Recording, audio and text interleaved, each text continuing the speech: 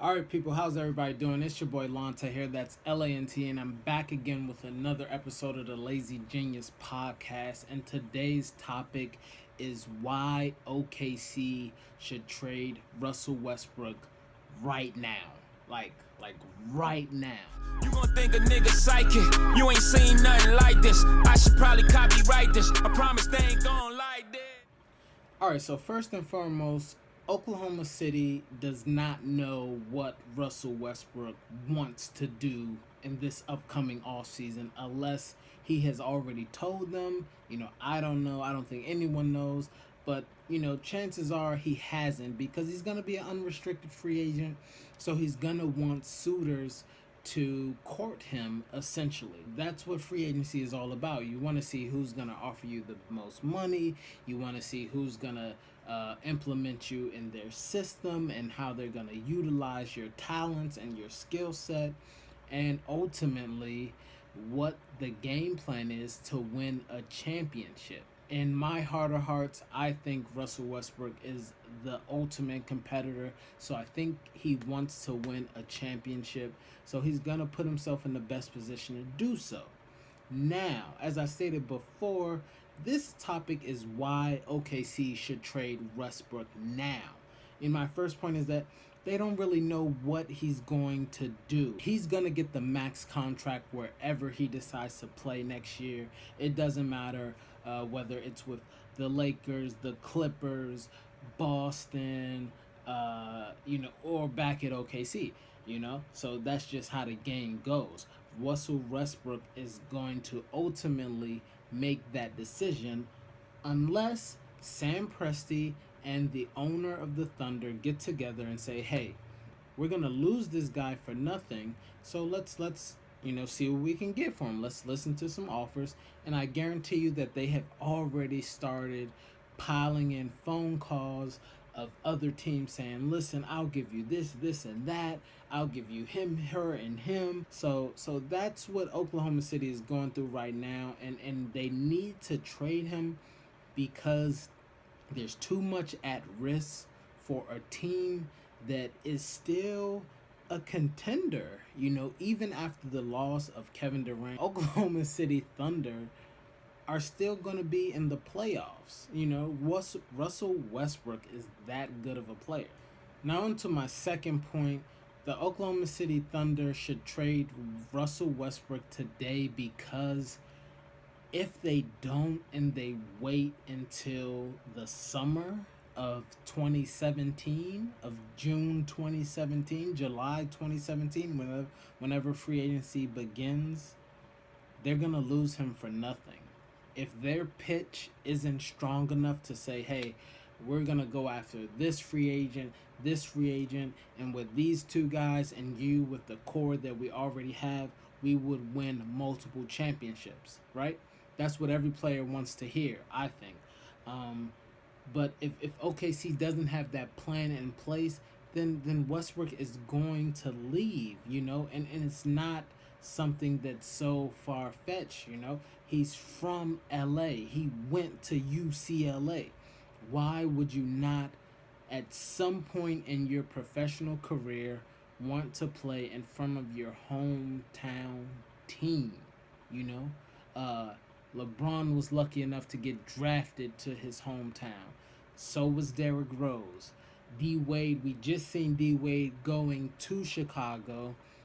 Obviously he dealt with a lot of other issues in Miami, but he chose home, because if there was any place else that you were going to play, it's home. And so Russell Westbrook is going to consider the Lakers, because what they're doing now, they're preparing for 5 years from now when Brandon Ingram is a 2-time All-Star, when D'Angelo Russell is a 3-time All-Star, top point guard in the league, when Julius Randle possibly, becomes the player who we thought he's going to be. He suffered that broken leg injury like 9 games into his rookie season. So tragic. But the Lakers have great pieces in place to be a contender in this league down the road, in the same respect that Minnesota has pieces to be contenders down the road. Now, on to Sam Presti. Since he became the Oklahoma City GM, he has been so progressive and and he's seen so much success in the early stages. I would love to compare GMs. I wish we had a scouting report for GMs because the Golden State Warriors GM and also Oklahoma City Sam Presti have done phenomenal jobs within the last I'm gonna say 7 years. KD came into the league in 2000 in 2008, 2007. Um, so so the last 9 years, let's just say the last 9 years. I know Sam Presti wasn't the GM who drafted KD, but when they moved to OKC, I'm pretty sure Sam Presti got Ibaka, James Harden, even Westbrook. Um, and a lot of those other guys who are there now, and Adams and Steele and Cantor from Utah, these guys have played vital pieces, to what they did, what they showed the blueprint for in the Western Conference Finals this past year, because no team had ever dominated Golden State the way OKC did in those first 3 to 4 games of that series. Now they lost 3 straight because Golden State Warriors and Oklahoma City had a reputation of losing big leads in the regular season. So fair point. But Sam Presti is a GM who takes calculated risk. Now I say that because it's leading perfectly into my third and final point of why the Oklahoma City Thunder should trade Russell Westbrook today. Now on to my third point, D'Angelo Russell. All right. Now I say his name and people are probably looking at the screen like, what? Why D'Angelo? Listen, the Oklahoma City Thunder need a point guard. Dion Waiters cannot play point guard. Victor Oladipo, while capable, cannot play point guard. We've seen that in Orlando. That's why they went after, Frederick Douglass descendant. So you need a point guard if you are not 1,000,000% sure that Westbrook is going to re-sign with your team. All right. So here's my proposal. It's very simple. Of course I haven't looked into the numbers and all of that bullshit, but let's keep it 100, all right? We talking basketball here, right? The Oklahoma City Thunder should trade Russell Westbrook straight up for D'Angelo Russell and 2 draft picks from the Los Angeles Lakers. Now, from the Lakers' perspective, they would be drooling at this. And here's why.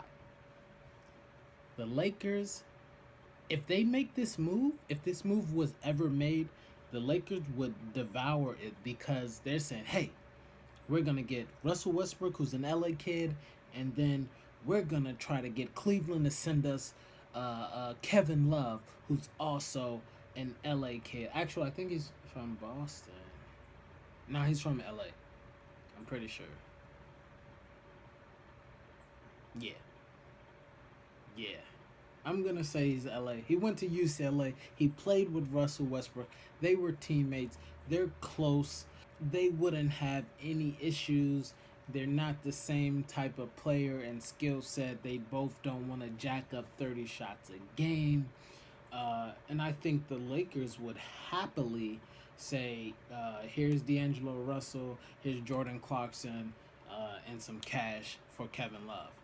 But that's going too far in the future.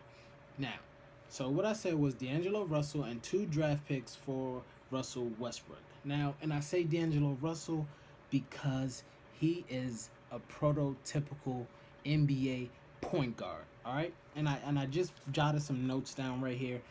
On size alone, He's an A plus at his position. He's an A plus on size. The kid is 6'5", all right? He's a 6'5" point guard, and you cannot hate on a point guard who's 6'4" or better. All right. Sometimes it doesn't always work out, as we've seen in Michael Carter Williams, who's still successful, who's still talented, but the Milwaukee Bucks basically gave him away to let Giannis run the show. All right. We see it time and time again. Derrick Rose, 6'4". John Wall, 6'4". Darren Williams, 6'3", 6'4". Jason Kidd, 6'4". Obviously you have your shorter point guards who get the job done. But when you have a point guard with some length, and you can say, listen, go guard your man. D'Angelo Russell isn't the defender, by any means. Well, he's not going to go out there and guard the best player on the court, but he can definitely hold his own defensively against some of these mid-tier point guards in the league, which he's a part of that group. So I would expect him to be able to guard the players who are his peers. You understand me? On shooting, he's a B plus. He's a lefty. He can light it up. We seen it at Ohio State. The kid can shoot. I think his career high this past season for his rookie year was 39 points. All right? And 8 threes. I think he had like 8 or 9 threes that game. It was against the Brooklyn Nets, if I'm not mistaken. And then watching him in the summer league, his confidence level just went through the freaking roof, man. Like I was kind of mad that he was playing summer league, because I was like, you guys just got the number 2 overall pick. Let Brandon Ingram take all of these shots. Let him do his thing. But then I saw an interview where Russell was like, hey, I wanted to come play. I want an MVP. And, that means a lot. When you have a young player, especially a point guard who's supposed to be an extension of the coach on the floor, and he says he doesn't care how many minutes he played in his rookie season. He wants to go in summer league and dominate. So you know what that tells me? That tells me that when training camp starts and when preseason starts, he's all business, and I love that.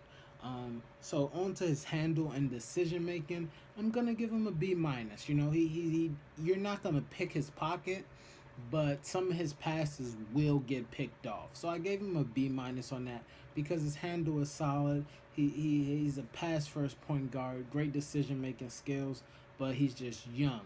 Maybe he might send a pass a little too late, or maybe the communication might not be there between him and another player, so he throws a pass and it gets a turnover. That's on you. That's on the point guard. It's not on Julius Randle for not looking. It's on you, because you have the ball, you turned it over, point blank, period. That's how the game go. All right. Next, on leadership, I'm gonna give him a C plus. Looking at his rookie season, I almost want to wipe that from the books, because it was Kobe's farewell tour. So it was all Kobe Bryant, even though other players had their stints in the spotlight, because Kobe did not play all 82 games. But just going off this past summer league, like I just said, D'Angelo Russell came in and he said, I want to be MVP. I want the Lakers to be summer league champions. And they didn't accomplish that, but I love the mentality. I love that he went out there and said, guys, follow my lead. You know who says that also? LeBron James. All right, win or lose, LeBron James said that to his guys in 2014 when they lost. He said it to his guys in 2015 when they lost, and he said it to his guys in 2016 when they held the trophy. All right. Now, to conclude this video, here's all you need to know. The Oklahoma City Thunder should trade Russell Westbrook straight up for D'Angelo Russell and 2 draft picks. And I don't see any reason why anyone in the Lakers organization should object to this trade, because Russell Westbrook is a top 5 player in our league. He does it all. He led our league in triple doubles with 18 last year. He led the league in triple doubles. Don't tell me he's not a point guard. I don't care if he averages 35 this upcoming season, which he probably will. Hopefully not if Victor Oladipo and Dion Waiters handle their business. But he's ultimately going to average like 33, 8, and 9. He's a monster. So the Lakers should have no objection if Sam Presti calls their office with this trade. And here's why Sam Presti calls the Lakers. Because there's no guarantee that Westbrook wants to be in OKC after the BS that Kevin Durant just did. I've been playing with this man for 9 years, and I get a phone call. You can't even come see me and tell me you want to go play with the enemy? You want to go play with the Warriors? You can't hit me up. Say, yo, let's go out. I need to talk to you, bro. This is what's on my mind. Because that's what family does. So ultimately, maybe those guys weren't that close. Maybe that was a perfect example of two great, better than great basketball players coexisting on the court. Because it's a business, all right? So this is why OKC trades Russell Westbrook. Because it's a business. And you cannot lose. Even if you're the 10th seed in your conference. You cannot make mistakes, because the simplest mistake will set you back 5 years, and you're going to be in a lottery every year, and it's going to be terrible. Your fan base is going to depreciate. They're not going to be able to love you anymore, all right? So Sam Presti, you get on the phone, you make this call. He's an LA kid. You get him in purple and gold because D'Angelo Russell is a budding star. You roll with that. You got D'Angelo Russell, Victor Oladipo, Dion Waiters, Enes Kanter, the boy Adams. You have a nice core. All right? But that core means nothing if you lose Westbrook and don't gain anything from it, all right? So you can sit there and you can say, you can let Westbrook be a diva, which he probably is. But if you don't make the first move, you're gonna lose him. It's a chess game, pimpin'. It's not checkers no more, alright? It's a chess game. Make your next move your best move, because he's your best player and he's an unrestricted free agent. And we've seen time and time and time again that teams get burned from unrestricted free agents who aren't happy with their current situation. And that's it. That's all I got to say, man. This is Lante. That's Lante. This is the Lazy James Podcast. I'm out. Always question about Kevin Durant was his competitive nature. Like, what type of animal are you, when you step on the court?